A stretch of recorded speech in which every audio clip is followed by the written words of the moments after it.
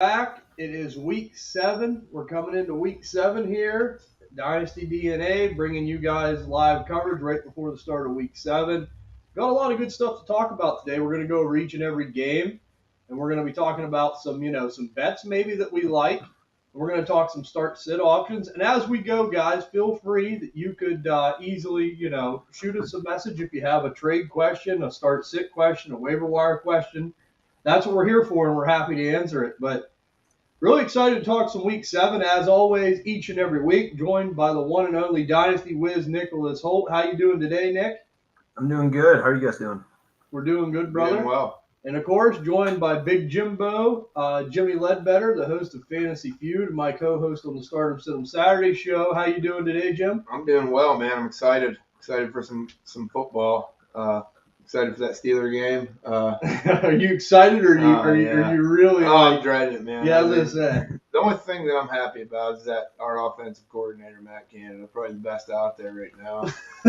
Probably a great game every week. Well, you're looking forward to it. You're getting Fire Canada chance even on the Ohio State crowd. It's getting pretty bad. Did you see that, Wiz? Yeah. No, I did not. I was actually gone over the weekend. We went to a little resort.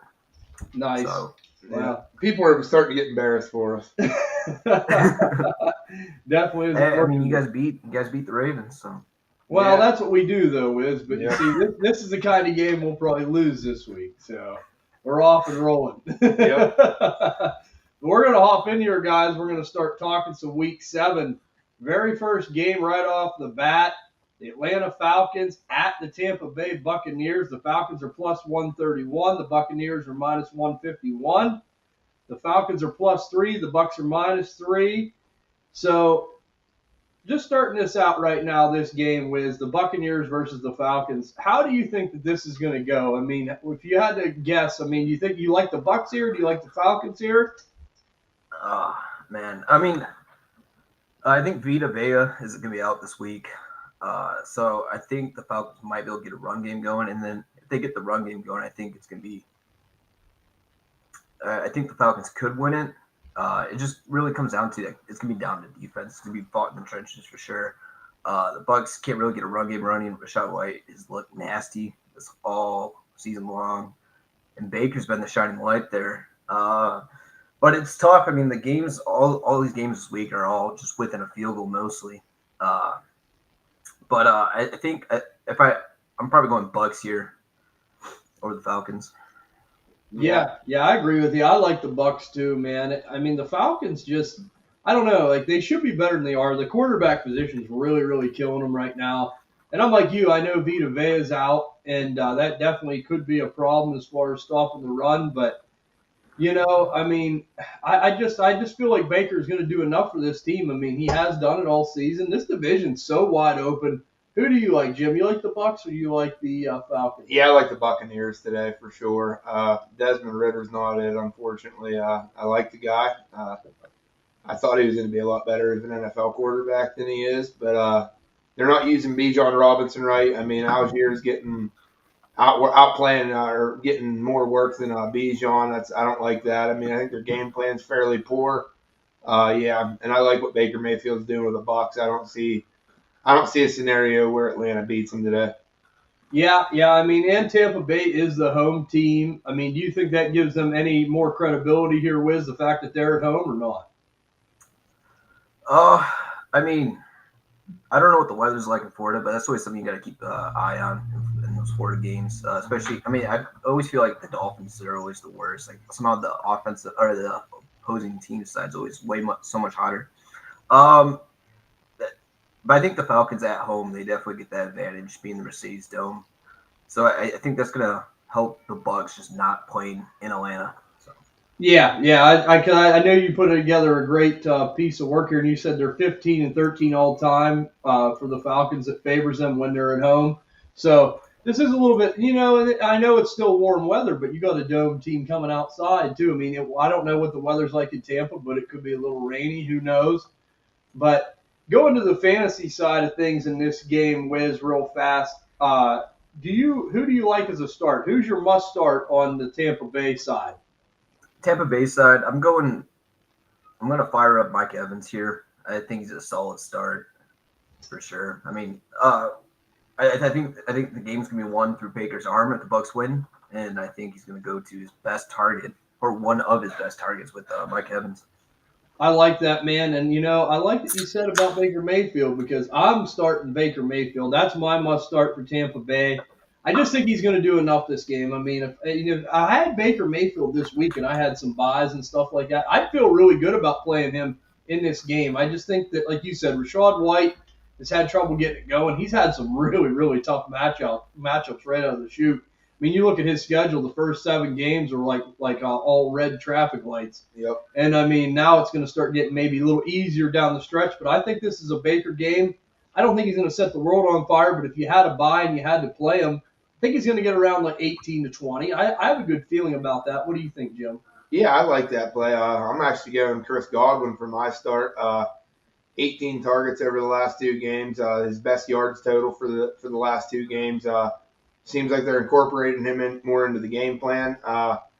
Even with whenever Evans was injured, he stepped up, and I think he's still going to get right around the 8-9 target range. So I'm going Godwin. He's been playing well the last two games. Really tasty stats, Jim. I like that. I mean, you really wouldn't think about it because Mike Evans has been seeing so much, and I love Mike Evans. And I'm surprised we all didn't go with the same one. I thought there'll be a couple that'll be the same here with some of these teams, but it was all a little different. I like that. So let's go on the sit side.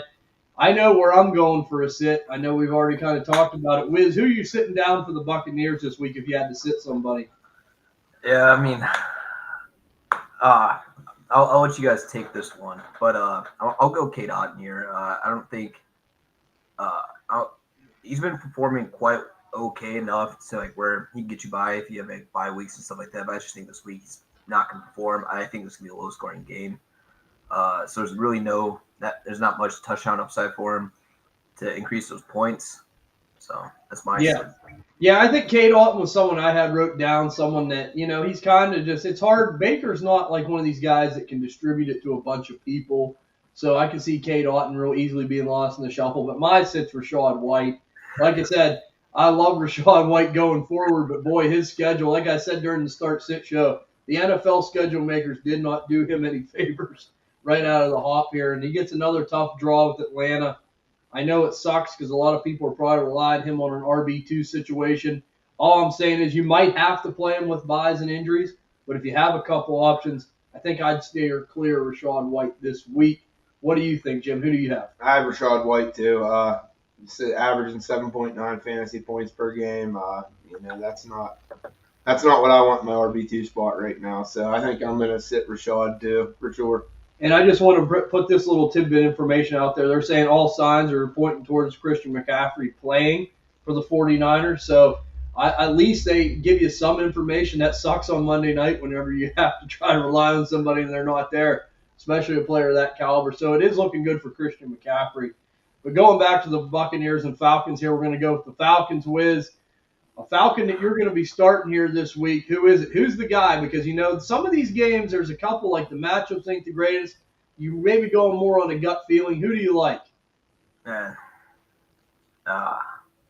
feel like this is a cop-out answer, but obviously if you have Bijan, we're obviously going to fire him up in the lineup, especially with Vita Vea being out. I think this might be his like breakout game where he puts up those monster numbers to show everyone why he was drafted 101 ahead of CJ Stroud, Anthony Richardson. Even though now we might not draft one overall, but I think this week he's gonna show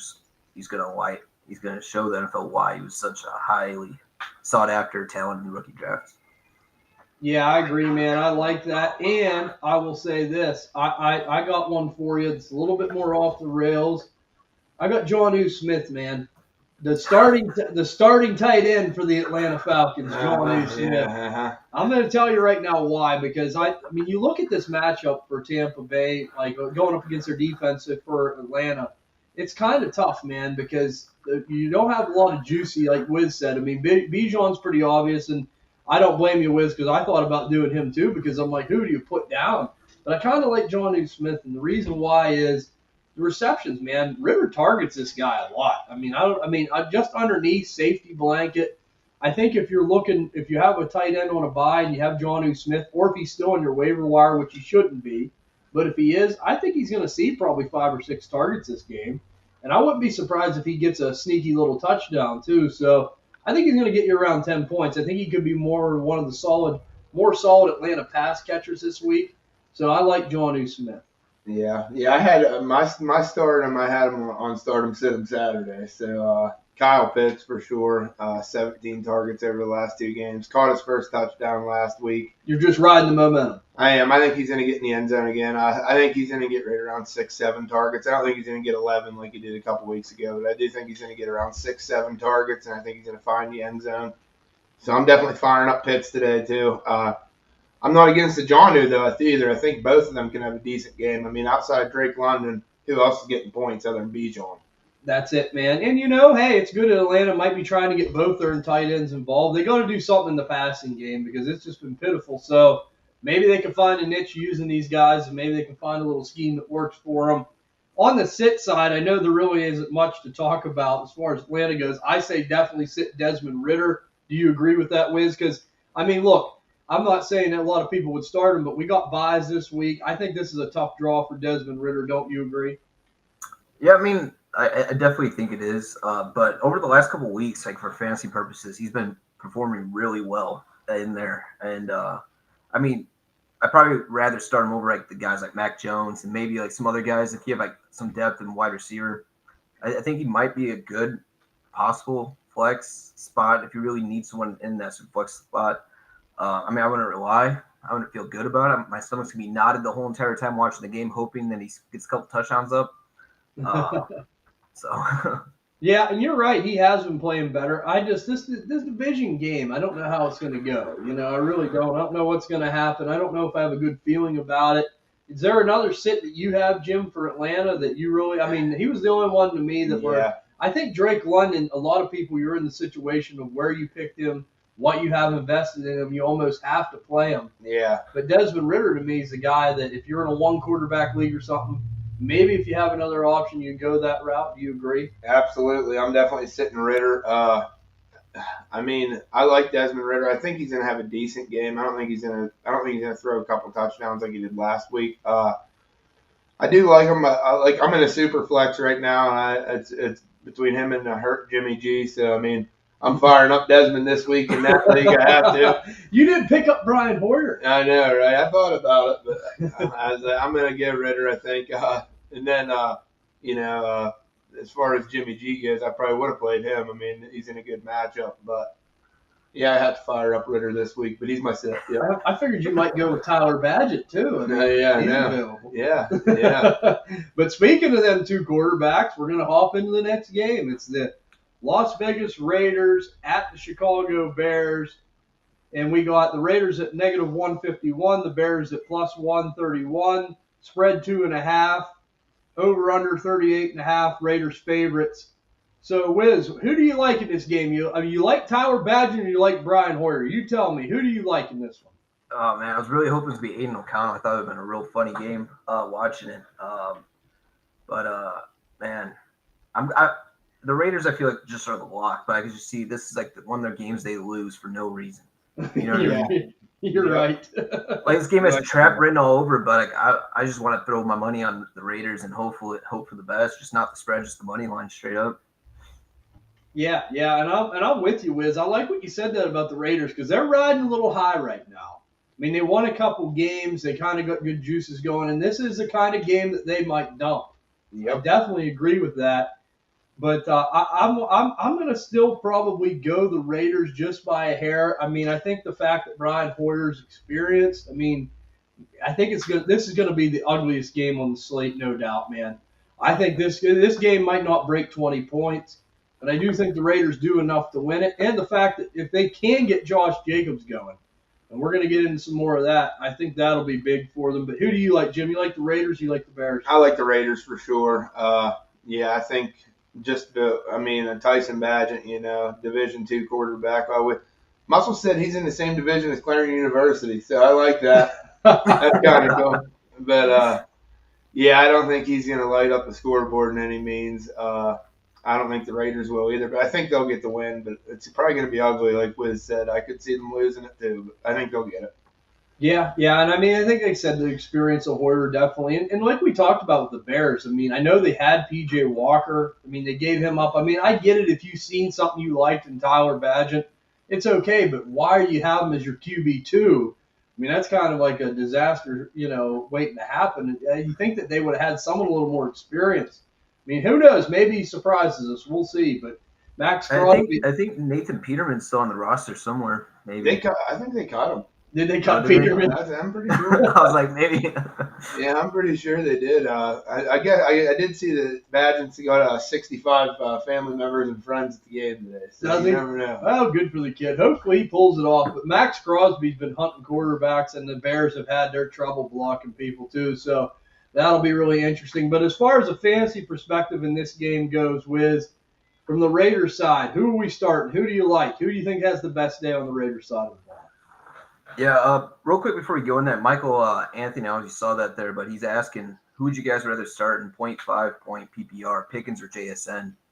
Ooh, that's a tough one. I would probably go JSN, but I bet I'm leaning that way. I mean, I'm not saying that for sure. I would keep my eye on Metcalf. If Metcalf's out, I definitely would play JSN. But I'm still leaning. His snap share went up, man. I just think he's due. The matchup is so good, and I just have a bad feeling about our offense against the Rams today. Yeah, his snap count did go from 53 to 72% last week. I think the biggest problem is they were missing their two tackles for the longest time. So I think they were running a lot of two tight end sets. They got one back last week, and his snap share went up that much. Muscle said about that earlier. So, I mean, I think JSN's a solid play today. Yeah, I agree. I love George Pickens. I wouldn't be mad if you went either way, but I think JSN by a thread. Yeah, I like JSN too, and the matchup's too good. And there could be a world where these guys both get like 7 or 8 points. I mean, that just could be what happens.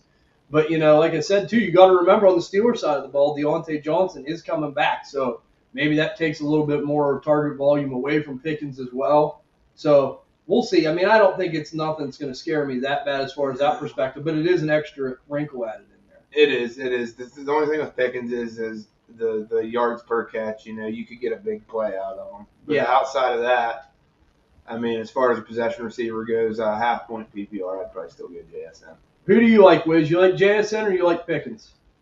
Yeah, I mean, Pat Fryermuth got elevated to IR. I don't know what the injury. I thought he was out with a concussion for a while, but hamstring now. Oh, hamstring now. Yeah. Rumor has it he has a hangnail. Yeah. Jeez. Yeah, I mean, definitely, if DK's not playing, I think it's all wheels up for JSN. I'm just nervous about seeing what George Pickens' target share is going to be. Like with Deontay, I don't think it's going to take away much, but the offense is already kind of limited with the ceiling. Yeah. Until next this game. So. Yeah, and that's going. You hit it right on the head, Wiz, and that's going back to what Jim said. With you're almost hoping for a big play. As to where, especially if Metcalf's out, JSN could see some volume. But I am encouraged that his snap share goes up. And the thing is, he's got such a good matchup. You'd hate to miss it when the snap share goes up. The matchup's good. I mean, you hate to maybe miss out on that. But like I said, I could see a world where they get both 8 to 10, but I'm leaning JSN. Yeah, this is definitely the first week that he's been a plug for me, Yeah. I like it. Yep, for sure. But we're going to hop back into the Raiders real quick. Wiz, and we thank you for that question, Mike. We hope you win your game. Yeah, good luck. But we're going to hop back into the Raiders here. Wiz, who do you like from the starting end on the Raiders? Who are you going to play? Who do you think has the best day? I'm going Josh Jacobs here. I feel that's the easiest and cop-out answer, and it's probably most. But I feel like this can be his game that we've all been waiting for this whole entire season. We've been drafting him high. We paid the premium to get him on our teams. And I think he's going to produce here, especially with Brian Hoyer playing as quarterback. They're not going to rely on Brian Hoyer to win the game. I think this ball is going to be ran to the ground. Unfortunately, Bears, Roshan Johnson's still out. So I just think the Raiders are just going to be able to pound the Bears in submissions just through the ground. Yeah, that's it, man. And I was talking about Josh Jacobs on Start and Sit 'em. I've been talking about him all week. Like, this is the time. If we're going to see a big Josh Jacobs game, it's going to have to be this game. And I agree with you. I had Josh Jacobs on the start, too. I just think that they're going to have to really rely on him. This is going to be an ugly game as far as throwing the football goes. I really do like Jacoby Myers. Yeah. I think he could be sneaky, but I think Josh Jacobs should be a smash start. But Jim, who do you have? I have Jacobs too. I do think Jacoby Myers is the unobvious answer. I think he's been targeted a lot lately. I mean, he's been averaging right around 10 targets a game, and he's been doing a lot with them. But Josh Jacobs, going back to him, I mean, 45 carries in the last 2 games, averaging right around 6 receptions or 6 targets a game. This is, like Wiz said, this is the perfect scenario for him against the down run defense. If he gets that 20-plus carry mark like he has the last 2 games, I think he's definitely finding the end zone. I think he's over 100 yards. And then plus the bonus with his reception work. Smash start today for sure. Yeah, for sure. And is there a player on the Raiders, Wiz, that you think you have to sit down? I mean, like with Brian Hoyer in there, are you worried about like Jacoby Myers? You worried about Michael Mayer? Is there someone that you would sit or would you be hesitant with? Because this is a good matchup. Yeah, absolutely. I think for the start side, I think Michael Mayer is definitely a good mention. We saw his targets increase with Brian Hoyer behind center, so I think he's definitely a good start in your time if you're in a pinch with buys or injuries or whatnot. But Brian Hoyer's probably my sit on that side, or maybe, I mean, you can't sit Devontae Adams, but that's the guy that I wouldn't feel great about in my lineup, Devontae Adams or Brian Hoyer. Just kind of did pick him up on the waiver wires, just let him be. So. Yeah, and I agree with you. That's why I wanted to bring it up, because I think like the matchup's so good, and like Devontae Adams is so talented. Even Jacoby Myers, like I said, what we've seen from him to this point has been really, really good. And when the matchup's this good, it's hard to sit down them guys. And the one thing about Hoyer is the defense isn't good for Chicago. He's been around the league. Surely he can just get the ball into his playmakers' hands and let them go from there. But yeah, I think the Raiders, you almost got to start a lot of them. As bad as that sounds, with bye weeks and injuries, you're down to just a handful of options here. Yeah. So I really like the play. I think that I would start a lot of Raiders. Do you agree with that, Jim? Is there really anyone you're targeting on a sit, or do you think you're just feel comfortable playing? No, there really isn't. I mean, Devontae Adams is the I think has the worst game out of the skill position players that we just mentioned, Jacoby Myers and Josh Jacobs. He hasn't been. The last 2 weeks have not been good. He's due to get back on track though. I mean, he started out the season well, getting 13 targets. His normal Devontae Adams stuff. But the last 2 weeks have been a struggle. I don't know if he's still a little ginger in that injury, but yeah, I mean, there's no obvious sit on that offense for this game. No, I agree with you. And then we're going to move on to the Chicago side of the ball. Wiz, I know you're a Chicago guy. I mean, lately, though, I know you renounced the Justin Fields presidency and the fan club. And that's what I said to you on Twitter. I said, don't worry, I'm here for you, my friend. We're always here for you. But, no, I mean, as far as DJ Moore goes, the guy has been incredible. And I give you all the credit in the world on that, because you were all over that saying that he was going to be great this season. And he has been. But with Tyler Badgett coming in, what do you feel about this Bears team? Who are you starting? Is there anybody you're starting on offense? Yeah, so the problem with DJ Moore is I feel like they're gonna have to give him the ball and let him create. But the Raiders they're a real good defense where they keep the ball in front of him, so they're not gonna let him really get much yak after the play, which I think is gonna hurt because I don't know if Tyson Badgett can get the ball down the field or not. But I guess for the Bears side of the ball, I'd probably start Devontae Foreman. Just hope that he gets enough yards or catches out of the backfield. Or possibly even a touchdown, just to get them double-digit points. I really need a running back on there. I know in a few leagues I'm kind of stretching thin on running back and just depth over the bye weeks. So yeah, I still think DJ Moore, they're going to find ways to get the football in his hands. The one player that I'm concerned about on the Bears is Cole Kmet right now. I mean, he was playing so good, and I just don't know how this is going to go with Badgett. I mean.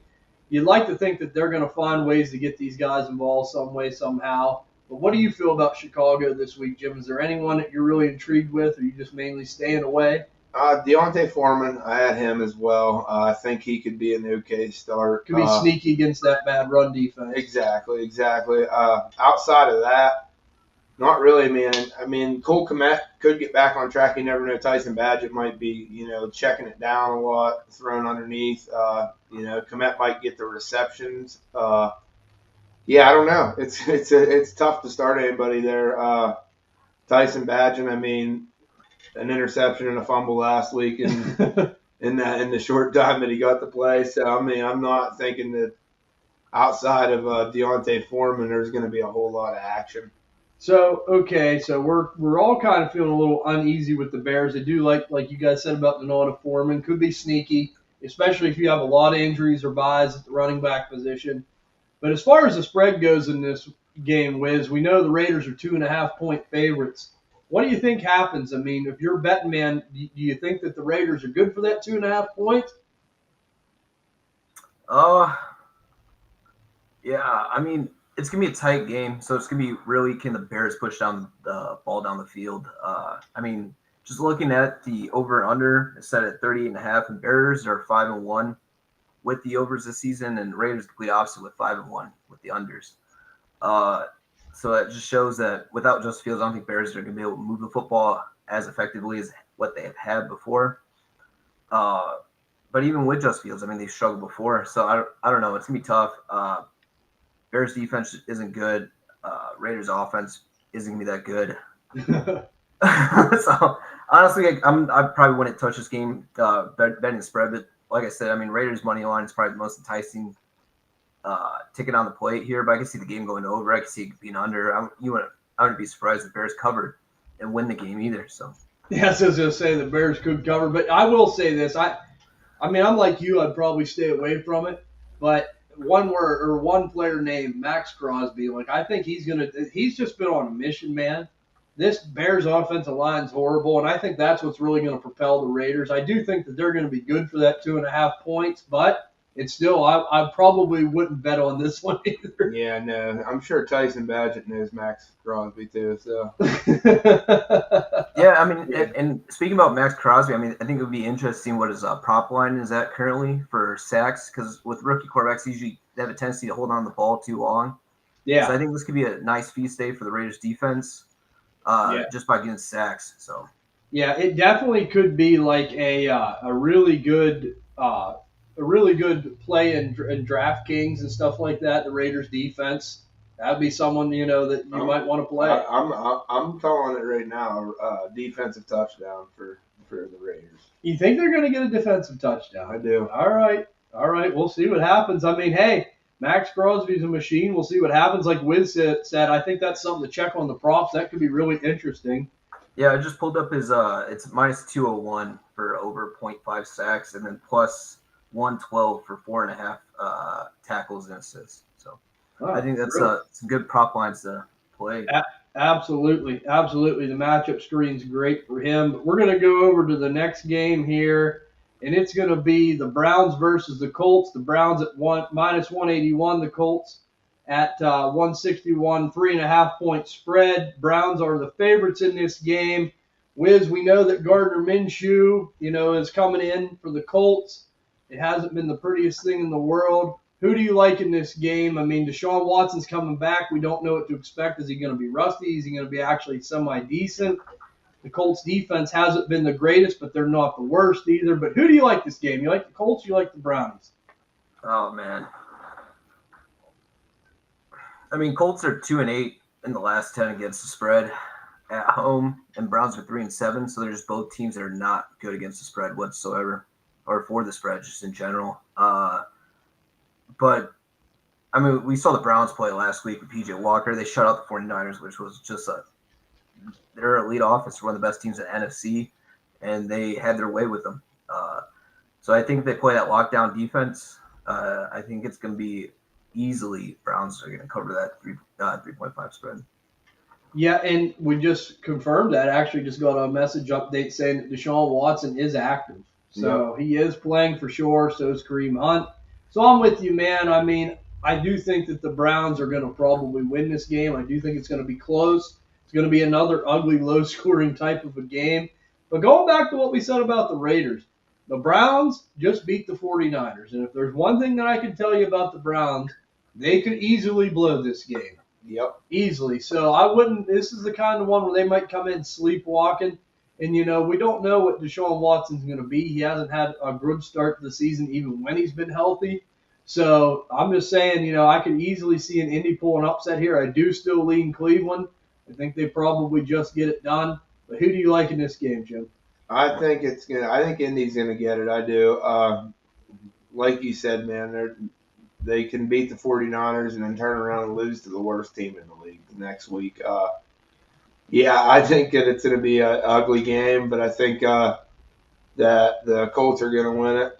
It's going to be tough. I think it's going to be low scoring, right around like 16-13. I don't think it's going to be pretty, but I'm taking Indy. Yeah, these last two games might be the ugliest on the slate here. But 3.5 points whiz for the Browns. I mean, I don't know. That seems a little high, don't you think? Yeah, that's what I'm scared of. Yeah, I mean, it really just comes down to what kind of defense shows up for the Browns, and then is Deshaun Watson's rotator cuff really going to affect him playing? Yeah, and he hasn't really been playing good football beforehand, so I can't see him get much worse than when he's been playing. But maybe that rotator cuff injury fixed that throwing arm. Maybe he got a nice massage or something. Yeah, I was going to say, maybe you should go to the massage parlor or something, get that work done. But, yeah, I'm sure he is. But we're going to go over now into the fantasy side of things here. On the Browns side, Wiz, who's the one player that you think that you have to start from a fantasy perspective, or who do you like? Is there anybody? Yeah, I'm fine with Jerome Ford. Kareem Hunt got a little more snaps, but Jerome Ford still led the backfield there, and I think it's his backfield to lose. Kareem Hunt, he's definitely been – his play's been looking a lot slower than what it has in years past. And Jerome Ford just looks more like the explosive back. He's multi-capable. He's able to catch passes on the backfield, same as Kareem Hunt. They kind of fit the same mold, which is a little nerve-wracking, I guess, for fantasy managers. If I wouldn't be scared, I'm starting Jerome Ford. Yeah, I had Jerome Ford written down as well. Here's another one for you, man. Amari Cooper. And the only reason I'm saying that is because he is such a streaky player. He's been kind of quiet for a little bit. He's due for a bigger game, and the Colts secondary is nothing special. I mean, and he's the kind of guy, if you do get the ball in his hands, maybe he can do something with it. I do think he's going to play a solid game. I think he's going to have maybe right around 15 to 17 points this week at least. I'm not that confident in Deshaun Watson, but I'm confident in Cooper if they look his way enough that he'll make enough plays. Who do you like, Jim? I'm not mad at the Amari Cooper thing, but I'm with Liz on Jerome Ford. Jerome Ford's a good option. Yeah, bad rush defense, and like you said, he does look like a solid running back out there. And Kareem Hunt does look like he lost a step. He Wiz hit it right on the head, man. I mean, I agree with everything he said. Yeah, and it's hard to pick up guys off the street like Kareem Hunt. Like I know he already knew the system and everything like that, but still, man, he's not in game shape, not in game condition, getting older. I mean, and there's actually people still working out Leonard Fournette. Yeah. I can't believe that, I mean, after what we've seen with some of these guys coming off the street, but hey, we'll see what happens. We'll see if maybe Hunt gets a little bit going. I don't know. It is a little bit scary, but I think Jerome Ford right now, the matchup's too good. Yeah. I heard Christian Okoye's coming back and working out. Oh, is he? Yeah. The old Nigerian nightmare. Yeah. I love it. But we're going to go over now to the Colts side of the ball with same question for you on the start end. Is there anybody you like going up against this Browns defense? Because we seen them go medieval on the 49ers. Yeah, I mean, I think Michael Pittman's a good start. I mean, Gardner Minshew looks like he just favors him a lot. Yeah.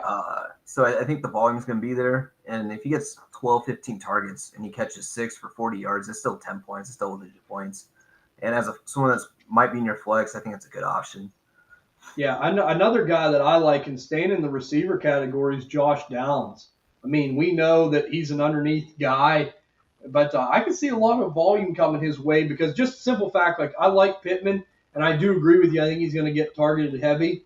But I like Downs from a perspective of, like, if Cleveland does get a good pass rush going, maybe he's going to be looking underneath. Maybe he's going to be looking to check down to a player like Downs. So he could see a lot of volume coming his way. How about you, Jim, on the Colts? Who do you like from a starting perspective? I like Josh Downs, too. I think I'm playing him in a lot of DFS today. I think he's going to have a good game. He's been getting right around the 6-8 target range on the average. I think that, and he got in the end zone last week for the first time against Jacksonville. And I don't know. I like to ride them streaks, man. I think he's going to get in the end zone again. So I like Josh Downs in this game. How about a Josh Downs anytime touchdown? Do you think he scores? Yeah, I like that. I think he's due to score, so I think that might not be a bad play. Is there any props or anything in particular in this game that you like, Wiz? I know there's one that I like. I have Deshaun Watson at minus 1.5 touchdowns. I think that's a good chance that happens. That's at minus 166. I think that's a pretty good bet. Is there any props that you like in this one? I haven't had time to look at the prop numbers, but I think Jerome Ford's definitely a good prop line. Yeah. If he's probably at 70 something yards or 60 something yards, I might take the over on that. But other than that, just Michael Pittman catches. Like I said, I think he's gonna be heavily targeted, and it doesn't matter how good the defenders are on the other side. If you get the ball thrown 15 times, you should catch about at least half of those balls. So. Yeah. And before we move on, I know I said this about this game already during this show. This is a game I wouldn't feel comfortable betting the spread. Do you agree with that, Wiz? Yeah. Like you guys said, I could see it going either way. If I had to choose a spread, I'm definitely going Browns side. But this is a game they could lose. This is something that the Browns are known for, where they play real well against one team, and they're like, oh, this is the Browns. They're going to be the Super Bowl. And then they show out and show why they're not a Super Bowl caliber team. So you're saying that you watch the AFC North too? You know how it works, don't you? Yeah. Yeah, I learned firsthand. The Steelers come by and beating the Ravens. Hey, it's the most inconsistent division in the whole league. One week, some team will be way on a high, and then the next week they'll lose to one of these teams. It's and the Browns are in that category, no doubt about it. We're going to jump over to the next game here. And this game's what I call the sacrificial lamb coming to slaughter. It's the Buffalo Bills minus 410 at the New England Patriots plus 345, and the spread is 7.5. The Bills are the favorites, obviously, 7.5 point spread. I think that I definitely would take the Bills on the spread in this game. I'm definitely going the Bills. Wiz, let me guess, you have a New England upset in the cards. Yeah, actually, dude, it's on my bingo. Oh, no, it's not actually. Patriots have failed to cover 9 straight games against the spread, which is the second longest streak in the NFL currently. Yeah. I couldn't find who has the longest streak right now, but 9 straight games, it doesn't look good for Bill. But 7.5 is a lot of points, but Josh Allen has been playing really well against the Bills. He's thrown 13 touchdowns and only 2 interceptions in the last 6 games against the Patriots. So, yeah, I feel real confident. Yep. This is that's one where you smash that spread bet. This is one, if you want to include in the parlay, I definitely would go that direction. I definitely have the Bills winning. Jim, you have a New England upset in the cards. I see you over there kind of pondering. This could be a Mac Jones day. No. Yeah, Mac 10 back to form. I can see them covering now. I can. Just because. You think they're going to cover the 7.5? I do. Break that streak. Yeah, I do. I mean, it's a tough, tough division game. They get ugly sometimes. I don't say it. I'm not going to say that they're going to break that streak, but I think that there's a decent possibility that they could. But no, I'd still go the over on the Bills. Would you confidently bet it then? I'm gonna find a better one. I think. Yeah. It's not mortgage to the house and throw it all on the bill spread right now. Right. Yeah. I mean, it's hard to deny the 9 game streak there. So. Yeah. Just hopefully they keep it rolling. Go to number 10 because I'm sure I'll include it in a parlay somewhere along the line. So. Yeah. But Brady had a question. He said Tutu, Atwell, Logan Thomas, full PPR, and he said there's also other waiver options like Everett, Musgrave, and Ingram. Ooh, that's tough. Honestly, I mean, I don't really – Tutu Atwell had such a great start, but there's so many weapons in that Rams offense. Logan Thomas is an intriguing option, but we've seen him kind of pull the magician act. Now you see me, now you don't. I kind of like Luke Musgrave, if I had to be honest. I mean, going up against this Denver defense, and we're going to get into this game, I would probably pick up Musgrave and feel real confident about it. We know Love likes to target him. He hasn't scored a touchdown yet. And going up against this Denver defense again, that matchup is so good across the board in so many ways. That's who I like. I like Luke Musgrave. If I had to pick one, I say go Musgrave. Who do you say, Jen? I do like the Luke Musgrave pick. I'm intrigued with Logan Thomas this week, actually. Them were the two it was down to for me. Yeah, I think I'm going to go Logan Thomas. I mean, after that 11-target game 2 weeks ago, he laid a stinker with 1 target, 1 catch, 2 yards last week. That sucks. Now you see me. Now I think he gets back on track a little bit. I don't think he gets. His biggest game was the 11 targets, and he had 8 targets. But he's averaging right around 3-4 targets, which isn't great. But if you can get lucky and get a touchdown, but I still think he's going to get you right around. Maybe 10 points at the bad. I mean, unless he has a great game, but I don't see him getting you much more than 10. So I think any of them options you're going to get close to the same production out of. My thing is Curtis Samuel. Yeah. Like, I know Sam Howell loves Curtis Samuel, and 2, we know Terry McLaurin gets banks today. I mean, and I think it's going to be a Terry McLaurin day. So I just don't know how much is going to be left for Thomas. I mean, I know what you're saying because he was on my mind. It was down to them too, but he always pulls that magician act. Musgrave's kind of due to me. I mean, we know we've seen Green Bay maybe struggle a little bit, but this matchup's so good. I think that's why I'm leaning that way. But I don't blame you for picking Thomas, but I go Musgrave. Wiz, you're the tiebreaker. Who is it? Keontae Ingram. I'm just kidding. No, I mean, to me, it was between Musgrave and Keontae Ingram, though. I mean, the only thing that kind of settled the debate a little bit was Seattle's actually the 4th best run defense. So it's not a real favorable matchup for Keontae Ingram.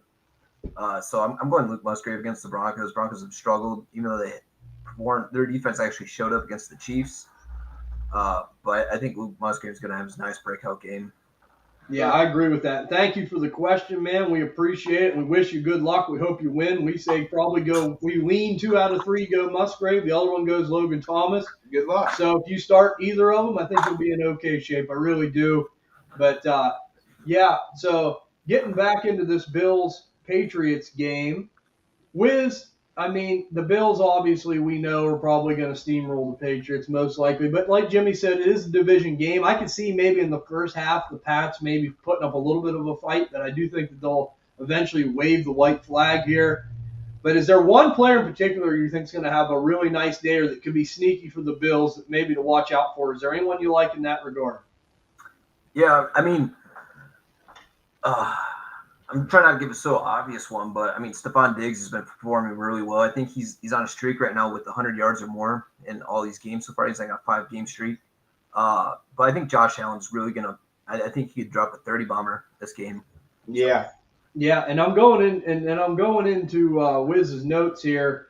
I just feel confident about it because Josh Allen's thrown 13 touchdowns to 2 INTs against the Pats, so he's really lit them up as of late. I'll tell you one that I kind of like that's sneaky that, a lot of people are kind of disgusted with, but if we're going to see something we should see at this game is James Cook. Yeah. Going up against this bad New England defense, this Buffalo offensive line, hopefully opens up some holes for him. I know it's a little discouraging because I do like Latavius Murray too, and I'm going to get into that because there's a player prop bet that I really want to mention here with Latavius Murray that Andy mentioned that I kind of like. But I do think James Cook's going to see some receptions.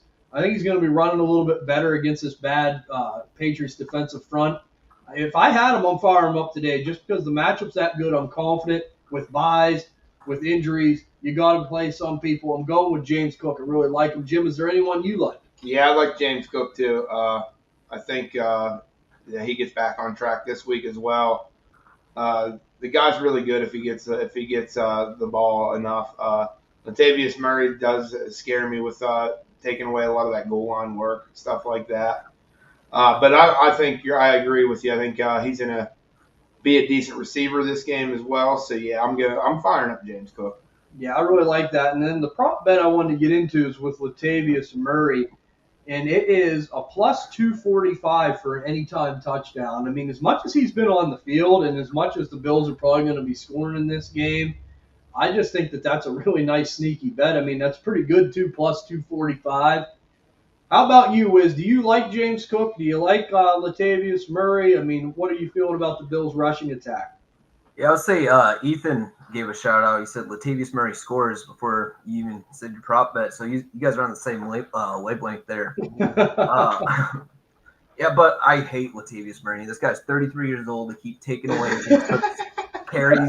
Like, what are you doing with, oh my gosh, man. But no, I think James Cook, his usage has been so weird these last couple games where he's just getting a little bit of carries and work, and he's just on the bench. It's like, what's going on here? You know, he spent all this draft cap. I think it was a second-round draft pick. And, man, it just bothers me a lot. It does me too, and I was honestly worried about James Cook at the start of the season. He's one of the players I was trying to avoid because of this, because I know this Buffalo offense. But in this instance, this game going up against this defense, I feel good about him. And Latavius Murray, you're right. It's just like the Coming to America line. Oh, man, he's a thorn. He's a thorn in the side of good running backs. It's like the Coming to America line. Latavius Murray, he's 133 years old. Yeah. And he's still playing. So, honestly, man, I really do like Latavius Murray. Anytime touchdown, I give the credit to Andy on that when he did his homework. And when he said that, I'm like, boy, that were pretty good. Like, plus 245, too, or whatever it is. That's really good. Yeah, I like that. Because I do think he's probably going to score, but I'm like you, Wiz. Hopefully James Cook catches some passes because that's what they have to do to get him involved. But we're going to go onto the New England side of the ball, and let's not hold our breath here. Is there anybody that we like at all going up against the Bills defense with New England? Wiz, I'll start with you. Oh, man. And it's crazy. Preston Evans showed up right when we were talking about his Patriots, so I'm not trying to dog on him even more. But, man, there's a guy I like, but I don't think he's going to do well this game, and that's Demario Douglas. He's kind of a guy I've been kind of rostering a lot in dynasty purposes, but I've had to choose someone to start this week for him. It's definitely not Mac Jones. It has to be Ramondre Stevenson. That's like the only guy, or maybe Hunter Henry, the only two you kind of feel comfortable enough to set in there, and you'll check, and you make 5 points. You make, I hope he gets a touchdown. You watch the whole game, does not get a touchdown. But I'm just trying to avoid Patriots offense all in general. This week, I think the Bills, even though the Bills' defense is all banged up, I feel like Ramondre is probably about the safest start you could have. Yeah, I agree with that, man. And, underneath stuff, I think that, too, if Bailey Zappi comes in, because we've seen Bill Belichick do this, where he just rotates quarterbacks. If Bailey Zappi comes in, I can see a lot of checkdowns for Ramondre, too. And Zappi could come in because it could get ugly. And there's another, we talked about this on the Dynasty DNA show with Malik Cunningham. I say throw him out there. What do you got to lose at this point? Maybe try changing your offense up a little bit. Get a dual threat quarterback, someone that moves around a little bit more. I don't think it would hurt anything. Do you agree with that? Yeah, I mean, I don't think it would hurt. We've kind of seen Mac Jones. He struggled a lot this season. I don't think Patriots are doing much to help him. Yeah. Bailey Zappi, we kind of already see what he is. He's not very good. I mean, might as well just give Malik Cunningham. At least he gives you that dual threat, where he can run. But it's just not good for Patriots fan. I'm sorry, Preston. Sorry. Yeah, I know. We love Preston so much. And I always tell him, don't worry, it's Mac -10 now. It's not Mac 10, it's Mac -10. But, Jim, I'm going to finish off with you, and I'm sure you feel the same way. But is there any Patriot at all that you could see, like Ramondre Stevens? Oh, okay. That was pretty cool. Yeah. But Ramondre Stevenson, I don't even know what that was, but Ramondre Stevenson, I do agree with Wiz. I think he's going to have a solid day here. I mean, I don't think it's like going to be nothing special, but I do think he gets some garbage time catches, this and that. I mean, I don't mind playing him just because of that reason, but is there any other Patriot you like? No. I mean, and if it was if they weren't playing the Buffalo Bills, I mean, Ezekiel Elliott could be a sneaky play, but this week, he's not gonna. He don't get a lot of the passing down work. I mean, he has been getting close to about Ramondre gets, but I'm not firing anybody up, not even Stevenson. I mean, you're just. I hate to say it, man. Until they figure out that quarterback situation there, I think this is where we're at. Yeah, it's pretty ugly. It definitely is. And the offensive line ain't helping matters either. So, That's never a good thing either. But we're going to hop into the next game here, and it's going to be the Commanders at the Giants. Commanders at -155. The Giants at +135. The spread's 3. Wiz, Commanders at Giants. We know the Giants have looked like hot dog crap. What do you have a feeling on this game? Who do you like? Do you like the Commanders? Do you like the Giants? And do you like the spread here? No Daniel Jones today either. No Daniel Jones. No Daniel Jones. Yep. Man, well, interesting thing is Sam Howell's been the most sacked quarterback so far this year, and I think he's on pace right now to be sacked 96 times this year. Wow. And Giants have the worst offensive line in grades. So I think the best over/under would be like, what's the sack count going to be like today? I think this game's going to be a low-scoring game, and like what's on the show sheet in the notes is the last 6 games in New Jersey has gone under in the spread against these two teams, and that's 17 out of the last 20 have gone under in the spread. So it's just be low-scoring. I think Sam Howell could have a nice game, but I think the Giants need a get-right game, but the Commanders play so well against their division rivals. So I think I'm pretty comfortable with the Commanders at 3. Yeah. I mean, and I think the Commanders, honestly, I don't know. It just seems like the Giants have no focus. They have no willpower right now. I think the Commanders might really come out and dominate this game, because one thing we know about the Commanders is they're weak in the secondary. But what do the Giants struggle with? Throwing the football. So I mean, they can't get that going against their Achilles heel. That could give them trouble. I'm like you. If they can get after Howe and maybe sack him, it would be interesting. But this Giants defense has just not really had it going on. I'm like you. I like the Commanders today. I think it's going to probably be 10 to 13 points that they're going to win by. I don't think they're going to absolutely blow them out, but I do think they handle them. But, Jim, if you had to pick between the Commanders and the Giants, who you going with? I think the Commanders are going to win too, but I think it's going to be very close. I mean, Tyrod Taylor almost brought them back against the Bills. He's doing well not turning the ball over. That's was one of their biggest problems with Daniel Jones, is turnovers. Threw for 200 yards, no turnovers last week. I think it's going to be a close game, but I think the Commanders are going to win it by 2 or 3 points.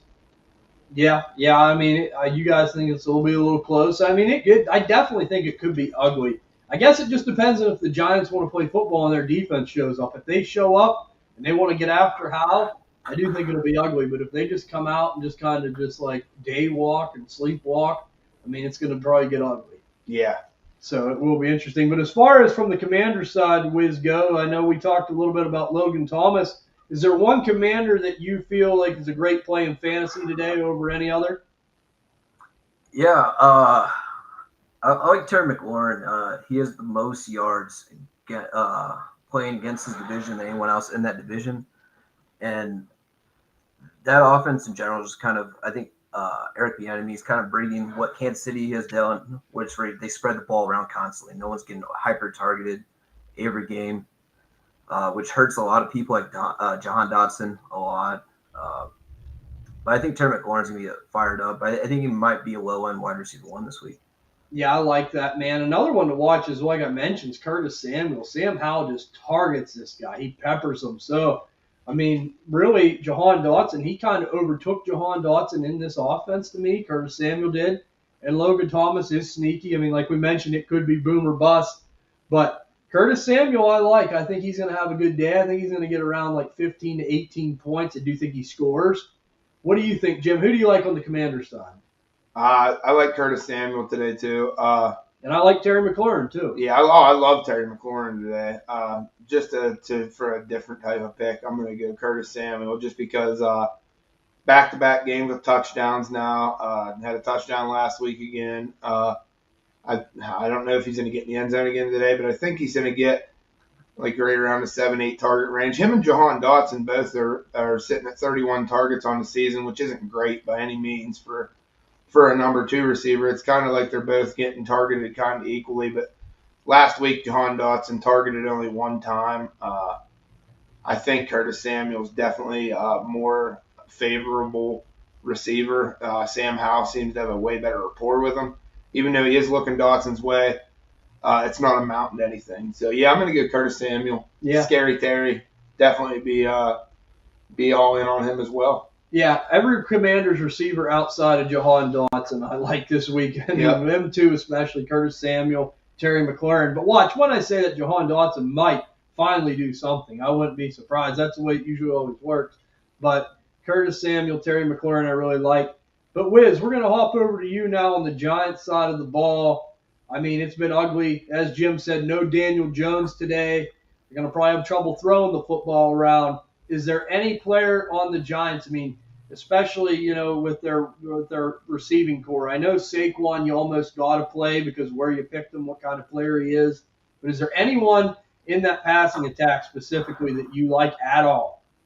Yeah, I really like Wan'Dale Robinson.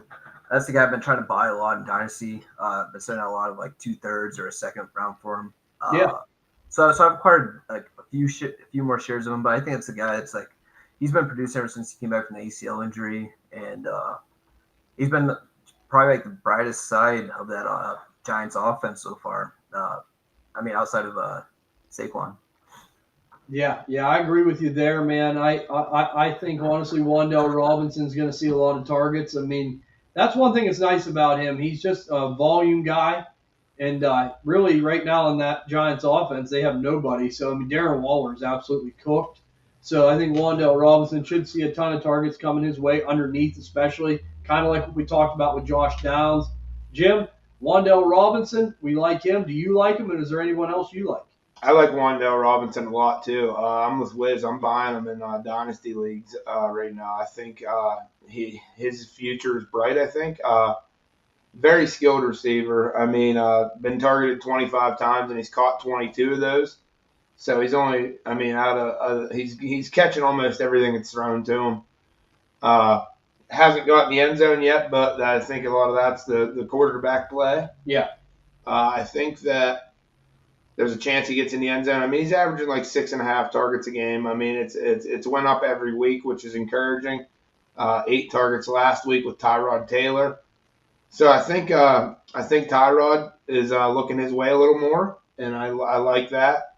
So yeah, if I'm picking somebody on that Giants receiving core, I'm definitely going Wan'Dale Robinson over Darren Waller or any of the receivers. So yeah, I'm with you there, man. I'm like you, Wiz. I mean, I don't think this could be the game that you want to place many bets on. I mean, I could just see this game being like a game where the Commanders win it like 20-10, something like that. Yep. But it will be interesting. Are there any bets at all though that you do like, Wiz? Just before we move on, I mean, honestly, to me, man, there isn't too much that I'm super in love with here. And what do you think?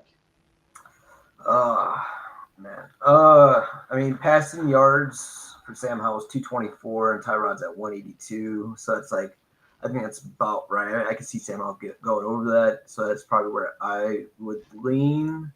Let's see, receptions. Terry McLaurin's at 4.5. Wan'Dale's at 4.5. I think Terry McLaurin get the over on 4.5. And then maybe I'd probably take his over on his receiving yards, which is at 59.5. And I'll take Wan'Dale Robinson, which is at 38.5. To me, I feel like those are the most probable ones. I mean, obviously, I think if Jalen Hyatt breaks off a big one, obviously he's going to go over his 20 yards, but that's just a real flyer. Yeah, and it's good to go over some of them because you never know. I mean, some of these ones where you don't think they could be decent little bets. But we're going to go over to the next game here, and it's going to be the Detroit Lions at the Baltimore Ravens. The Lions are plus 137. The Ravens are minus 157. The spread's 3 points. Wiz, your Ravens are underdogs at home going up against the Detroit Lions. I know that, I'm going to go by the old adage here. Do you bet with your heart or bet with your head? Who do you like? Do you like the Lions or do you like the Ravens? Well, Ravens are the favorites. They are. They are. Yeah. Oh, okay. Sorry. I didn't see that. But I think I'm surprised Ravens are the favorites in this game. I think there's going to be one team that blows out the other one. I think the Lions are going to blow out the Ravens over the Ravens blowing out the Lions. Yeah. So I feel like for spread-wise, Lions +3 is way safe for the Ravens. Obviously, I would not bet that. I'm gonna max the Ravens. But I mean, Lions are 5-1 against the spread this season, which is the best, tied with the Dolphins. And it's just tough. I don't know. It's gonna be an interesting game. I think it's really gonna show, are the Lions contenders or are they pretenders? They haven't really played too many good teams besides the Chiefs week 1. So I think this is really gonna show who are the real playoff teams. Yeah, it's going to be interesting. I mean, with Jared Goff, I mean, we know he struggles on the road. Last week he looked good, but it was down in Tampa Bay. The weather's pretty decent down that way. It's going to be a little bit cooler up this way, in the eastern part of the United States, northeastern part of the United States. So it'll be interesting to see how Jared Goff functions. We know David Montgomery, Jahmyr Gibbs is going to be getting to go this week. I do like the Lions. I mean, they do look for real. I mean, I'm like you. I mean, this could be a game maybe that they could drop. I mean, I wouldn't be surprised either way, but I do think that they're probably going to win. I think it's going to be close. I think it's going to be maybe 24 to 28, something like that. I think the Lions will win it.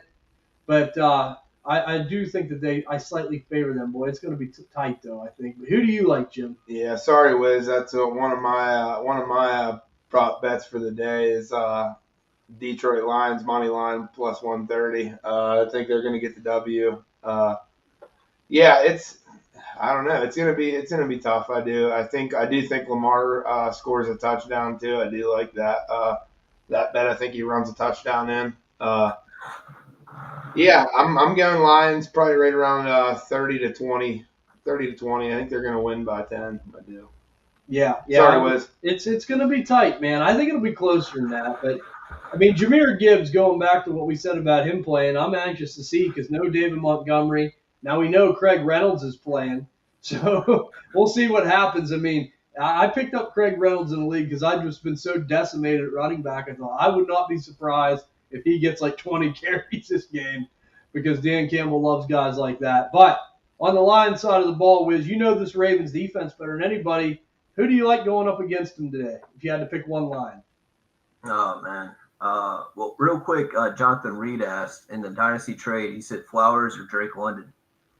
Ooh, that is tough. I would probably go Flowers just because I know what I'm getting out of Flowers. Until Atlanta gets that quarterback situation rectified, man, I mean, who knows if that ever happens. Flowers always gives you a floor of 8 to 12 points. I always say that. It's almost like the safest floor in fantasy football right now. But he does have the capabilities of busting one because he's a good yards after the catch guy. But, if you just want to slam dunk 8 to 12 points, I say Flowers. I just lean Flowers a little bit. I think Drake London might eventually be the better player, but I don't think it's going to be, way different. I don't think the ceilings are going to be way different. I lean Flowers for now. Yeah, I think I lean Zay Flowers too. I really do like Drake London though. I mean, that's a good question. It's tough. It is. Yeah, I think I'm leaning Zay Flowers because, like TJ said, I mean, the guy's definitely incorporated into that Baltimore offense, and I mean, since Steve Smith left, it's hard to get a solid number one receiver in Baltimore. Mark Andrews is their guy from the tight end position, so I think it's encouraging to see a rookie wide receiver being involved in that Ravens offense so much because I mean the last few wide receivers the Ravens have drafted just haven't turned out. Yeah. Do you agree with that, Wiz? I mean, I think it's pretty dang close. Like Jim said, that's a tough one. Yeah. So this is actually a trade that me and him actually made in one of our leagues. I did a year one punt on there, so I got 8 firsts or something like that. Going into the next draft, and I have Zay Flowers, and he offered me Drake London for him, and I don't have any shares of Drake London. I was off on him going into the season, so that's a trade. They're back to back my rankings. I had Zay Flowers one spot ahead of him. Yeah, so that's a trade. I was like, I'll let me get a Drake London share, see how it goes. So. Oh, no doubt. And honestly, I don't think you can get hurt either way because like I mentioned, it's so close. I could see them year to year flip flopping each other in rankings. I just think they're both going to be pretty solid wide receiver twos. It's just the bad thing is with Atlanta, they got to get that quarterback situation justified. If they do, I think London probably would keep edging out Flowers year after year by a couple spots, but hopefully they get the quarterback situation fixed. Yeah, absolutely. Really I think Drake London has more of a mold to be the alpha receiver, and Zay Flowers does not really fit that mold as too well. But I mean, I always comp Zay Flowers and Antonio Brown. I think they kind of play the same style. I think Zay Flowers is more elusive Mm-hmm. than Antonio Brown was. But I mean, so that's just my Yeah, opinion on it. I think Zay's going to be a nice player. I think Drake London is going to be too. But that was a tough trade. I like that. But we're going to cruise over here now, Wiz, and back into this Detroit game. And I mean, is there one guy? I mean, Almond Raw is pretty obvious, but do you trust Jameer Gibbs this week? I mean, going up against this Ravens team. I mean, everyone's asking this. This is a big ask. This is a big question. Yeah, I mean, Ravens were pretty good against the run. Roquan Smith being there, he's really good at stopping the run, and Yeah. it just really comes down to. I think for Gibbs to be effective in fantasy it's going to come down to, is he going to get the passing volume work, or is he going to get a touchdown this week? I don't think he's going to get a touchdown this week, and I hope not, being a Ravens fan. But as a Gibbs owner, I really hope he does get a touchdown. But I'm also kind of worried about Sam Laporta this week. The Ravens defense, I mean, we have probably the two best like linebacker duos with Patrick Queen and Roquan Smith there, so it's going to shut down the middle of the field. So I think it's going to be interesting what Dan Campbell comes up with to scheme his guys open. I think James Williams can be a sneaky little guy going forward for this week. And I might sprinkle a little bit on his any touchdown just because, I mean, I think they're going to James Williams could easily sneak one by and get a big score. Yeah, no doubt, man. I mean, it's going to be interesting to see. I really like Laporta this week, too. And honestly, I think that's what's hurting Gibbs in the passing games, Laporta. Because when your tight end's getting involved, that takes away a lot of them check downs as the running back. I mean, that's just another weapon that, takes away from Gibbs in the passing game. But I'm like you. I mean, there could be some sneaky plays there. I really, really like Laporta. How about you, Jim? Is there one you like in particular? I do like Jameson Williams this week. I'm not a big Jameson Williams advocate by any chance, by any means, but I think this is a good week for him. Outside of Amon, obviously, I do think Jameer Gibbs has a chance to have a good game. I mean, I've been saying it all season, and it just hasn't happened. Yeah. So, you say it enough times, eventually you're like, yep, hit it, Yeah. So I'm hoping that happens. And it's only a matter of time that he breaks a big one. And when he breaks a big one, people are going to go crazy. And that's whenever everyone will be back on the Jameer Gibbs train real fast. But it is tough with Dan Campbell. We'll see what happens with Craig Reynolds today. Oh, yeah, 2-yard Craig Reynolds. But on the Ravens side of the ball, Wiz, I mean, this Detroit Lions defense is tough. Is there someone that you like on this side of the ball? I mean, I know I'm sitting the entire Ravens running back core. I mean, they're not the greatest group to begin with. They're solid guys, but this is a tough draw. Is there anyone, though, that you like? I mean, you like Zay Flowers this week. Oh, yeah. I mean, I think Baltimore needs to win through the air. It's coming down to Lamar Jackson. Is he going to show up? Is he going to be worth what we paid him to be this offseason? And I really hope so. I think Zay Flowers is going to be funneled with targets, same with Mark Andrews. They're going to get open. And then if we get that going, play action is obviously going to be set up. And a thing to be the Lions just can't focus on the running backs with Lamar Jackson being back there. They have to focus on Lamar Jackson because he could easily break one away. So I don't feel confident starting Gus Edwards or Justice Hill or Kenyon Drake or Keaton Mitchell or Melvin Gordon. Pick one to name off the carousel. I don't want to start any of them if I don't have to. But Zay Flowers, I think, is going to be the guy that's going to he's definitely has like 12, 15 point upside this week. Yeah, I agree with you, man. I like Zay Flowers, and I think they got to get it done through the air as well. And we'll see what happens, man. But going to cruise over to the next game. The Cardinals versus the Seahawks. The Cardinals are plus 340, and the Seahawks are minus 420. The spread's 9 points. Let me guess, you're taking the Cardinals, Wiz. Oh, first half I am. Seahawks kind of struggle in the first half, and Cardinals are just a first half team. They are, man. They play hard right out of the gate. Yeah, they do. They're so good in the first half. But I mean, I'm looking at that nice plus 340, and I'm like, I just want to just sprinkle a little bit on that just in case, Like we've seen so many crazy things out of the Cardinals. They beat the Cowboys. They've almost beat the Giants. Like the Cardinals could beat anyone, which is crazy. Like considering the roster, like how it looks, you would never guess. But man, that spread for the Cardinals, I think it might be the safest play. So Yeah, it's gonna be. I'll tell you, man. This game to me, like, it's crazy because I can see shootout, but it's so like Geno Smith. I mean, you can't trust him fully either. I think he's gonna have a good day, and I definitely would fire him up because of the matchup. But it's still in the back of your mind. It scares you. So I mean, how hard will the Cardinals play? We seen them play the Rams tough last week. You know, it's another division foe. I do like the Seahawks though. I mean, this is probably though one spread. This is one game I'm probably trying to avoid. This is one I wouldn't be betting on for sure. How about you, Jim? I like it.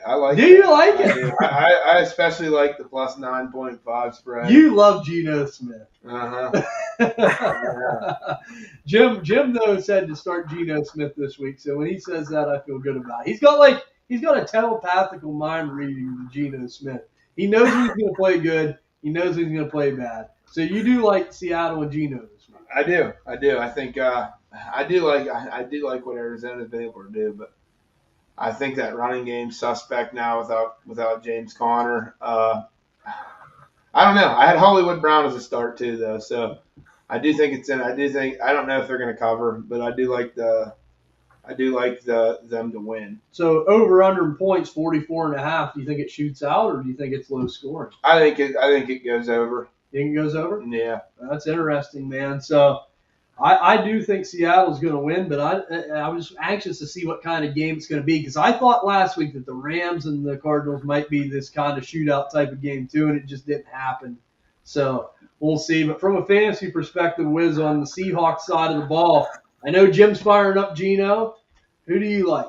I'm firing up Kevin Walker. I mean, we saw what Kyron Williams did. As soon as the Rams came out, they're like, you know what, we're going to run the ball down the throat. They had no answer for it. They could not stop Kyron Williams. And Ken Walker is much better back than what's his name? Williams. Kyron Williams. I was like, I just said it and I forgot it already. You're right. You're right, man. I love Kenneth Walker this year, man. To me, he's not in the top, 3-4 guys, but he's right there in my dynasty running back core. I think he's at number 5 right now. Mm-hmm. So, I mean, he is really electric. And, I mean, the fact that so many people overlooked him because of Zach Charbonnet this year, and I know we were all big advocates, except for Muscles. Muscles like Zach Charbonnet. Yeah. The rest of the table said, no, the K9, Kenneth Walker's the man. Oh, man. And you like Zach Charbonnet too? No, I'm all about Kenneth Walker, man. I drafted him in every redraft league I'm in. I know you did. So I can vouch for you on that. I knew it was going to be a good year for him. I wasn't worried about Charbonnet cutting into his workload. I mean, I was worried that he'd cut into it a little bit, but it's been better than I expected, and I still didn't expect much from Charbonnet. So, yeah, I love the Kenneth Walker start for sure. Smash start him almost every week. Yep, I'm with you, man. I think that's definitely a great play, Wiz. And on the Cardinals side of the ball, I know Jim likes Hollywood Brown, thinks he's going to have a really, really big day. And I hope so because I played him in DraftKings. I'm trusting you on that, Jim. But as far as the Cardinals go, Wiz, I mean, I kind of like Michael Wilson. I think he's kind of sneaky, especially maybe in some DFS. I mean, I can see a world where he gets some points this week. Zach Ertz, I mean, Trey McBride, the tight end situation. You don't know if it's going to pan out there. But this is kind of got the makings of where it could shoot out. I know it's division, but two bad defenses, really. Who do you like, though, Wiz, on the Cardinals side? Is there anyone in particular? Yeah, I mean, I think if you need to, I think Keontae Ingram's is going to be an okayable start. I wouldn't really feel that bad if I have no other depth or options. Especially in Dynasty, if you got him like real late or if you bought him for a third or something, I think that's a guy that you could start up and feel okay about. But I agree with you guys. I think Hollywood Brown's probably the best start on that side of the ball for offense. Yeah, I agree, man. That's going to be an interesting game. But we're going to jump in now. Here, I'll be back real quick. Okay, you guys continue though. You're fine, buddy. But we're going to hop in now, and you and I are going to talk about the Chiefs in the Chargers game. So this one's like the game of the week in a lot of people's eyes. Chargers are plus 205. Chiefs are minus 245. The spread's 5.5. I think the Chiefs are going to win this game. I mean, the Chargers seem like they always give them a fight kind of early, but then they kind of fade too. But I don't know, though. Patrick Mahomes has not played some of his best games against the Chargers. So is this a game where you can see the Chargers finally getting a big win against the Chiefs, Jim, or do you still think the Chiefs got this one? I still think the Chiefs got this one. I think it's going to be close. I do think that the Chargers will cover. I don't think they're going to lose by more than 5.5 points. Yeah, I think they cover too. Yeah, but I think as far as the money line goes, I'm going to the Chiefs on this one. Yeah, but like you said, I think Patrick Mahomes hasn't played his best football against the Chargers, but we know Herbert's going to be slinging it, and he's going to have to sling it too. Yeah. So I mean, I think it's going to be the most exciting game of the week to watch. I'm expecting a lot of scoring. Yeah. I'm expecting big plays from Keenan Allen. I'm expecting big plays from Travis Kelce and Rashee Rice. Yeah, I was just going to say, man, from a fantasy perspective this week, I am firing up Rashee Rice. He's the best receiver that they have in that room, bar none. He's the best pure wide receiver they have. I really like Rashee Rice this week. Great matchup. And his snap share, we'd like to see it go up a little bit more. You know, as much as he's done for this team, he's been their best wide receiver. You think Andy Reid want him on the field even more. Mm-hmm. But I like Rashee Rice this week. Wiz from Kansas City, who do you like on the Kansas City side of the ball? Jeez. I mean, I think Isaiah Pacheco is going to be a good start this week. You've seen his workload stay the same, where it's up in that high for opportunities. So I think Isaiah Pacheco is a good fire up. And I also agree with Rashee Rice. I've been trying to buy him a little bit in there, but no one's really buying. I've been trying to track Sky Moore in a second for Rice. It's not happening. So. Yeah, I agree with you. Pacheco could be sneaky, but on the Chargers end of it, man, Quentin Johnson nowhere to be found. I mean, big surprise. He's someone that we just weren't extremely in love with. But Josh Palmer could be interesting. I mean, we know he's been seeing some targets. Jim, how do you feel about Josh Palmer? I like Josh Palmer this week. I have him as a start. I'm starting him in a league where I lost Mike Williams. For sure. I think he has a good game today. I think he gets around 10 targets just because I think they're going to be throwing a lot. I mean, outside of Keenan Allen and the few targets that go to the tight end position, I think he's going to garner most of those other targets other than Eckler. I mean, I think Eckler's going to have a huge game today. But I'm firing up Josh Palmer for sure. Yeah, I think it's a good play. I think it could be sneaky. I mean, I know Herbert has been kind of looking at him outside of Keenan Allen. I mean, Eckler is kind of the wild card. But on the Chargers, I know I brought up Jordan Palmer. Do you like him? Is there anyone else you like? Yeah, I mean, Keenan Allen, I feel like he's just a must start every week, so I don't want to really use that one. And he's only 194 yards away from 10,000 yards for his career. So it's an interesting stat line. But Gerald Everett's a guy that I just bought in a league that I need to start tight end. I think he's going to be I don't think he's going to be putting up much points, but I think it's going to be doable if you're in a pinch for at least flex-wise. Yeah, and he's good. He's a good touchdown guy, it seems like, man. When they get down around the red zone, they do kind of look for Gerald Everett. They do look for Parham a little bit, so that is interesting. But going over to the next game here, keep her moving. We're on to the Broncos and Packers. Boy, this one they got going tight. We have the Packers at minus 120, the Broncos at plus 100. It's a 1-point spread in the Packers' favor. Wiz, what do you think happens in this game? I mean, I honestly think that this is a good get-right game for Green Bay. You know how I feel about Jordan Love.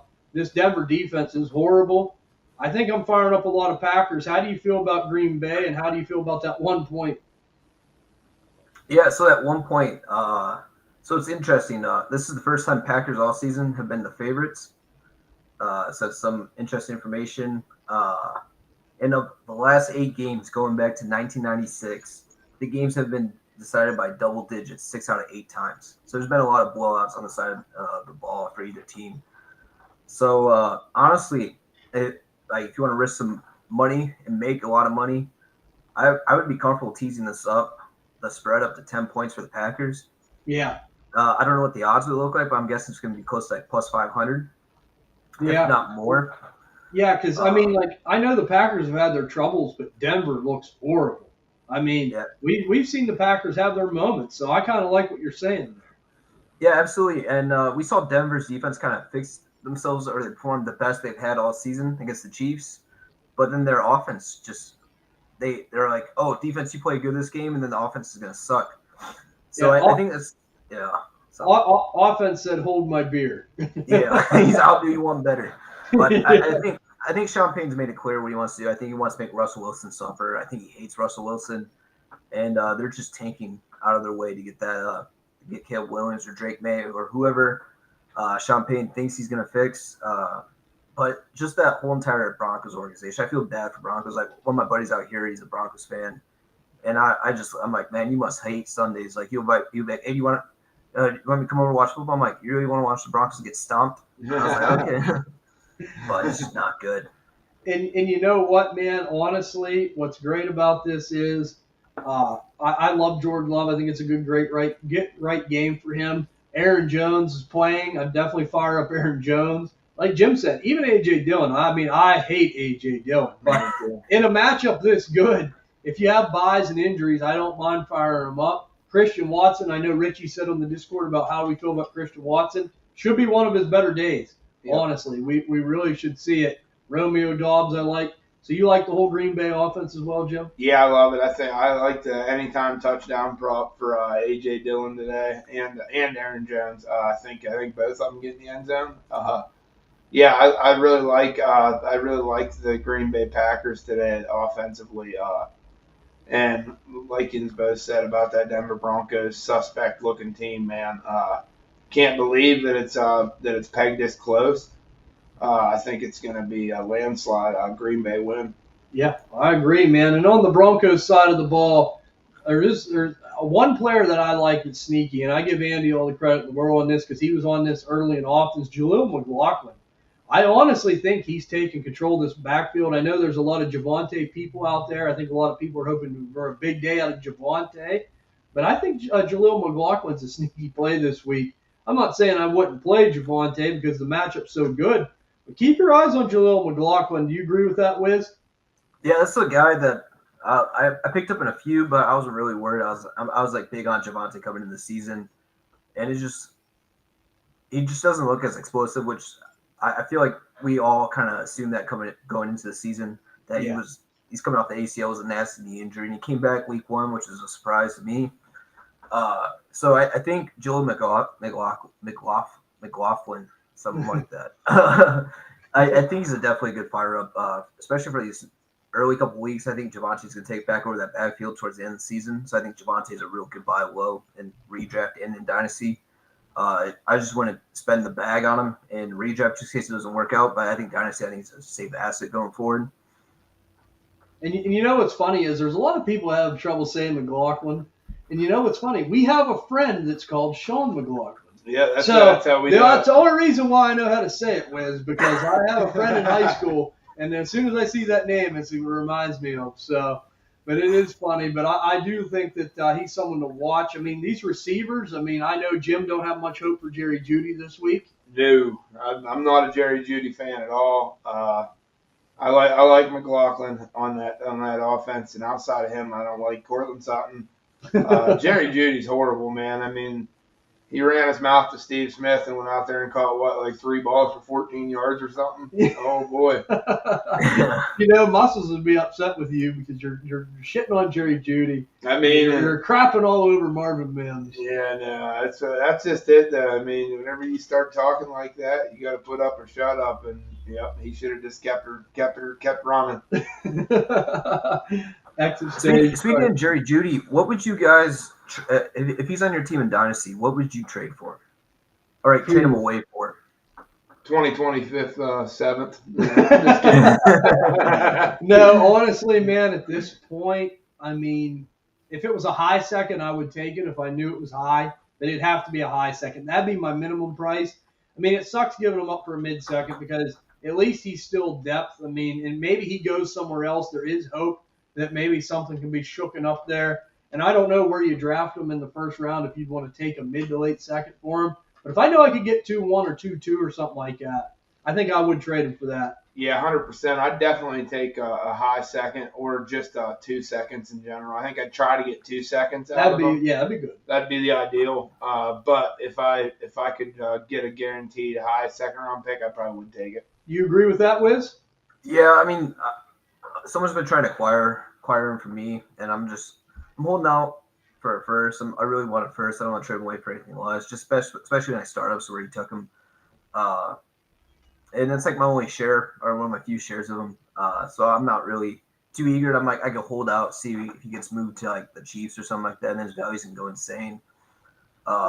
That's it, man. That's it. Like, you just got to hope that he finds himself in a better situation. I mean, I'm like Jim. If I could get 2 seconds, I'd be really, really tempted. Or if it was like a super high second where it's almost a back end first round pick, then okay. I think that's at least reasonable value.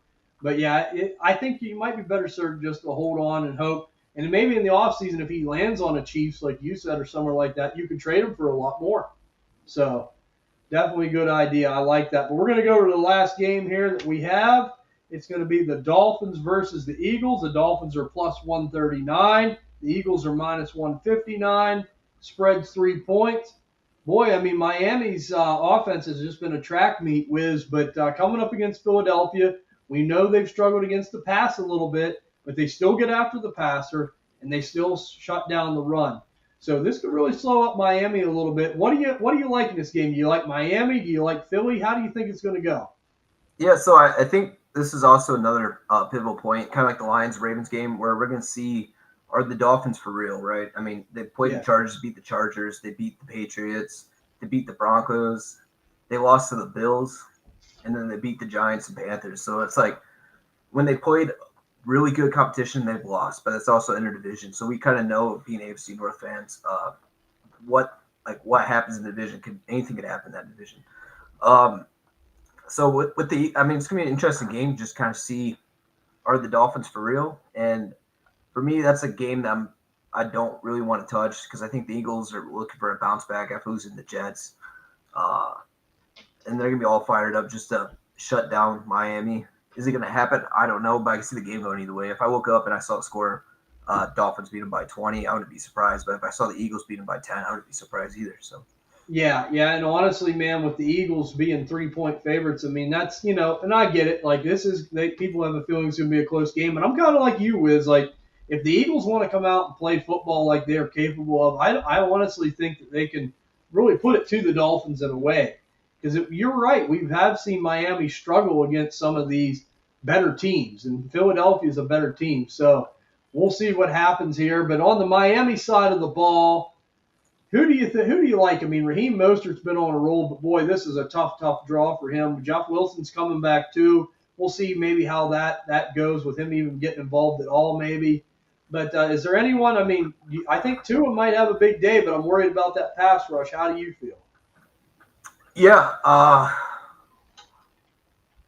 mean, it's definitely gonna be interesting. I think Jalen Waddle, Tyreek Hill are safe plays. I mean, those are elite guys. It's gonna. I don't know what the Eagles. I don't know if Jalen Carter. I think he's out this week with an injury, or he might be coming back. I don't know. I'm pretty sure he's out. Okay. I mean, I think you get Raheem Mostert just the way he's produced before, and he's getting involved in the pass game. You got to fire him up. I think he could be a guy that's he's going to be a boomer bust into the sense that I think he's going to for sure get 8 points, but he might drop 25 points or 40 points like he's done before. So you might have to play him. Yeah, exactly. And anyone that you would have started in the Dolphins with if they were playing the Broncos, I think you have to start against the Eagles just because that team. It just depends on what kind of day it is. They could show up and they'll just put up points. You're gonna be like, I should have started. So don't be that guy. Just put them in your lineup and hope for the best. Yeah, I agree. And Jim, I know you're a Tua guy. You think Tua has a big day, and if you had him in a one quarterback league where you had another solid option, you still firing him up, or are you a little bit worried? Now I'm firing Tua up, man. I think with the I mean, like I was saying earlier, I have Tua and Tyreek in a lot of leagues, and every time I turn around, I get a notification, big play, 30 yards, big play, 40 yards. I love Tua. I think I'm firing him up anytime. Matchup proof almost. Yep, I'm firing him up. I think they might get the win. Yeah, yeah. I mean, it's going to be Miami. If they come out and play hard, they're definitely capable. We'll just see, like Wiz said, how they play against a little bit better competition. But on the Eagles side here, Wiz, I know I really like DeAndre Swift this week. I think he's going to have another great day. He's really, really, really looked great in that Philadelphia offense. Kind of like Miami, you definitely got to fire up Devonta Smith and AJ Brown. I mean, them guys are kind of gimmies. But I really like DeAndre Swift. I mean, how do you feel? Yeah, I think DeAndre Swift's definitely good. Is definitely a good option going forward. I mean, he's been a little bit hit or miss. I think the last couple of weeks, a few teams I have him on my roster. But I mean, this game should be a decently high scoring, probably like 20 points on both sides, if not more, in there. So I kind of lean the over for that, and I think the general public also takes the over on that game. So I think just the starters you have to start. It shouldn't really matter. I don't really look too much into it and be like, oh, maybe I could play Keontae Ingram instead of DeAndre Swift, and Arizona needs to run the football. Yeah. You start DeAndre Swift. Don't psych Can't yourself out. overthink. You can't get cute. And some people, though, are blessed with a bunch of great options. But this week, I really like that play. But I'm with you. So before we hop off here, we got one last question. It comes from Edge on Discord. Jerome Ford, Jordan Addison, or Zay Flowers in paid fantasy league half-point PPR? I'm firing Jerome Ford, I think, on that. It's definitely close, but I think Jerome Ford is going to have a big game today. So, yeah, that's my pick on that. You're going Jerome Ford. Yep. Wiz, who are you going with? Yeah, I think Jordan Addison is probably the easiest one to say to sit this week between those three.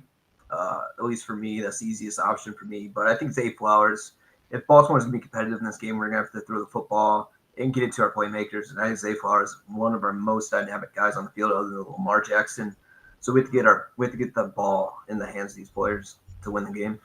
Yeah, I heard that wrong. I'm definitely if I'm sitting one of them out of there, it's probably Zay too. I think Addison has a good game today. So Yeah, no, I agree sitting Jordan Addison too. But as far as like starting one of them three, I think he wants to know what one of those three to start. Yeah, Jerome Ford. You're going Jerome Ford. Yep. Wiz is going Zay Flowers. I'm going to lean Zay Flowers as well. I'm real on the fence with this because I think it could go either way. But I think the fact that Zay Flowers being a receiver, maybe them receptions will help you.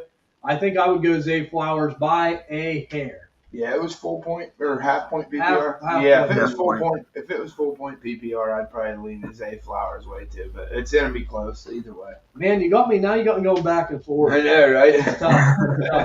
So we got to go with the tiebreaker. I'm still going Zay Flowers. Okay. I think he scores a touchdown. Yeah. So I think that's what's going to help. But it is close. Yep. But we appreciate you guys as always. We're going to be doing this each and every week. Want to thank Wiz, number one, first and foremost. He's the mastermind of this. We always enjoy getting on here with him. Always coming up with great topics and great stuff as far as a DFS perspective, a great fantasy perspective. We try to cover it all here, guys. We're hoping that you win all your DFS contests this week. We hope that you win all your games this week. We're really, really hoping for that. Wiz, you want to shout out your Twitter handle real quick and everything so everyone can follow you over there as well? Yeah, it's at DynastyWizFF. I kind of tweet on there a decent amount, a lot of polls and votes and just trades if you guys want to get an idea of stuff and just some. Every now and again, I'll tweet out some of my feelings about players. I mean, I got hate from that Justin Fields post. That Justin Fields fan account, he ripped into me for no reason. I was like, "What are you talking about?" Like, it was crazy. I come to your defense on that one, brother, and I'll tell you, man. Honestly, it's just I know some people are in denial sometimes, but hey, it's like this. We all have misses. We all have hits. Move on to the next guy. It's crazy. Yeah, I was gonna say I thought I put it like the nicest way possible. I was like, I think if he went to another landing spot, a different place, he could be a good quarterback. It's just the Bears ain't working. Disorganized. It ain't working in Chicago. I'm with you, man. But like I said, we appreciate you doing this. Follow him on Twitter, like he said, at DynastyWizFF. Always great part of the Dynasty DNA team, man. We love getting with you, Wiz, the creator of the Discord channel. I'm going to tell you guys right now, if you're still tuned in, join the Dynasty DNA Discord channel. It's rocking and rolling. As Wiz said, getting close to 100 members. And it's always active over there. If you've got trade questions, start sit questions, waiver wire questions, you're more than welcome to talk to any one of us. We'll respond. You have access to all of us over there. Send us a private message or put it on one of the tabs. And there's other awesome people over there that we all are really great friends with in the fantasy community that are really good minds. And it's really nice to put that out there because it's nice to pick other people's brains. And be sure to make sure you follow Dynasty DNA's podcast each and every week on the Dynasty DNA Podcasting Network. We have 4 or 5 shows coming out weekly over there, guys. If you love Dynasty Fantasy Football, if you love fantasy football, you love DFS, we got you covered each and every week. You can find Dynasty DNA on Spotify, Apple Pod, Stitcher, Google, Amazon, and, of course, on YouTube. So check us out over there. 5-star swallows. It's greatly, greatly much appreciated. But this is going to do it for this episode. I know we all wish you the best of luck going into Week 7. Win some money in your DFSs. Win some money on your prop bets. And also win your fantasy games. That's what it's all coming down to. We're getting close to championship time here in a handful of weeks. We're getting closer to playoffs. Hard to believe, but we got to keep plugging away. And we'll be here next week. We wish you guys all the luck. We'll see you then. Have a good evening, guys, and have fun watching the games. Good luck, everybody. Adios.